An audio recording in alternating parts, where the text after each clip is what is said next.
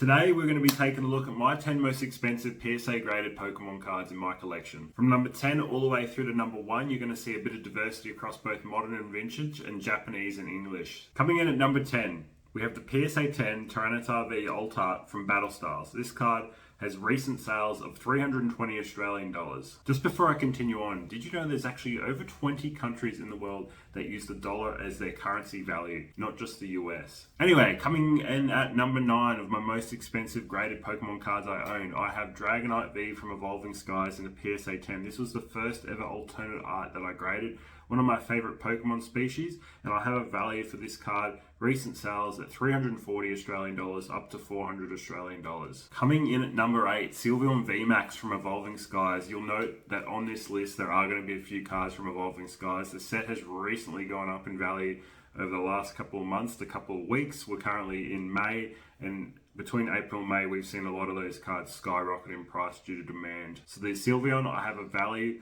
of $330 to 370 Australian dollars. Coming in at number 7, one of the top performing cards of Chilling Reign, we have the Moltres V in a PSA 10. I have recent sales for this card at $360 to 420 Australian dollars. Coming in at number 6, another Chilling Reign card, and probably the most sought after card in all of Chilling Reign. It's the Blaziken VMAX.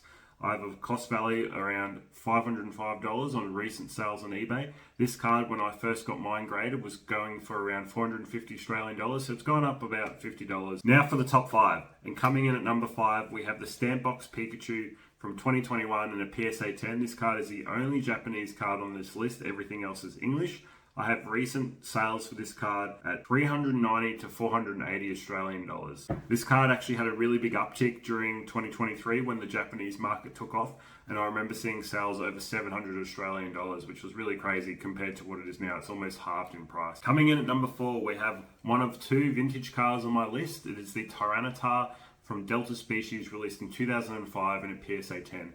I have a recent sales for this card at 680 Australian dollars. So drum roll, because we are now up to the top 3 cards, the most expensive or the most valuable cards in my collection currently. We have number 2 from Evolving Skies. It's the second most expensive card.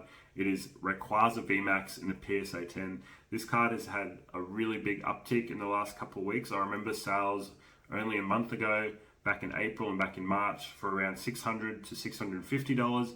It's now currently sitting at recent sales of 950 Australian dollars. So I put a value of that at 950. That has been a really crazy uptick with all the alt arts going up in price. So we have Rayquaza there at number 3. Coming in at number 2, another vintage card and a Tyranitar again. We have the PSA 10 Tyranitar from Unseen Forces, released in 2005. This card I've had in my collection for a couple of years now. This one had an all-time high, I think, of around 3,000 to 3,500 Australian dollars, but most recent sales that happened this year in March were for around $1,800. This card doesn't usually come up for sale very much. It's only got a population of 45 in a PSA 10, and to see 2 sales in March was pretty interesting.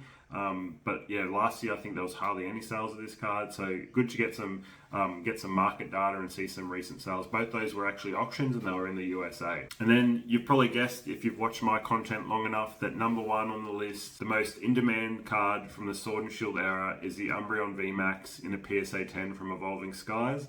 This card, I have confirmed recent sales at $1,950 Australian. So I'm putting a value on this card at $1,950, obviously. This card has seen some crazy demand, and it just keeps going up in price. I sold the other one that I graded. I actually had 2 earlier this year in 2024. I sold one of those for $1,400 shipped. And I just did not expect the car to continue to go up in price. That's why I sold it. Otherwise I would have held on to it a bit longer. But I think the demand is just outstripping any supply that's currently available, and people are just loving this card. They really want to have it in their collection. So coming at number 1, I have the Umbreon again at $1,950 as a value. That takes the 10 cards that I've shown today to a value of 7,000 Australian dollars. That is really incredible to see that my top 10 cards in the collection are valued at around $7,000. Let me know what you guys think of that. $7,000 is a lot to have in cardboard and plastic. I hope you enjoyed the video and found it interesting. Let me know in the comments below what you thought was going to be on the list, what you didn't think was going to be on the list, and I'll catch you guys all next week. Thanks. Bye.